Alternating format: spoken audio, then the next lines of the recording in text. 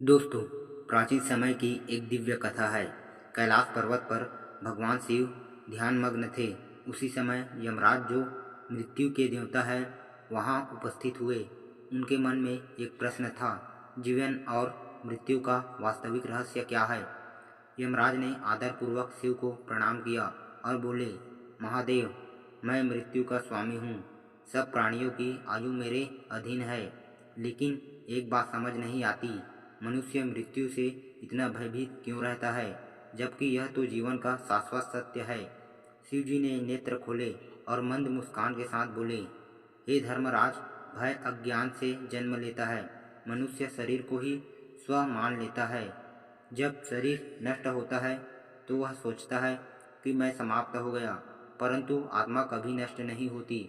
आत्मा तो शाश्वत है, केवल देह बदलती है। जैसे मनुष्य पुराने वस्त्र उतार कर नए पहनता है।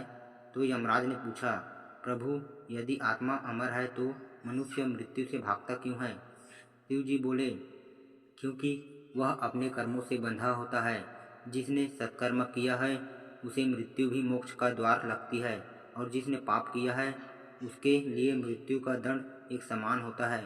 यही कारण है कि लोग भयभीत रहते हैं। यमराज ने गहरी सांस ली और कहा, तो क्या मृत्यु अंत नहीं है। शिव ने गंभीर स्वर में उत्तर दिया, नहीं, मृत्यु अंत नहीं, बल्कि नई यात्रा की शुरुआत है। जीवन और मृत्यु दोनों एक ही चक्र के दो पहिए हैं। जैसे दिन के बाद रात आती है और रात के बाद नया सवेरा, वैसे ही मृत्यु के बाद नया जन्म होता है। जिसने इस सत्य को समझ लिया वह मृत्यु से भयभीत नहीं होता। यमराज ने कहा, महादेव, आपने मेरे संशय का समाधान कर दिया। अब मैं और भी ज्यादा करुणामय दृष्टि से अपने दायित्व को निभाऊंगा।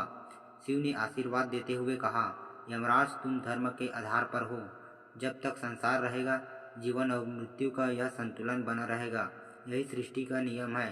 उस दिन से कहा जाता है कि यमराज ने अपने कार्य को केवल दंड नहीं बल्कि आत्मा की यात्रा का माध्यम समझकर निभाना शुरू किया। यह कथा सुनने से दर्शकों को जीवन और मृत्यु का गूढ़ संदेश मिलेगा। मृत्यु अंत नहीं, बल्कि आत्मा की अगली यात्रा का प्रारंभ है।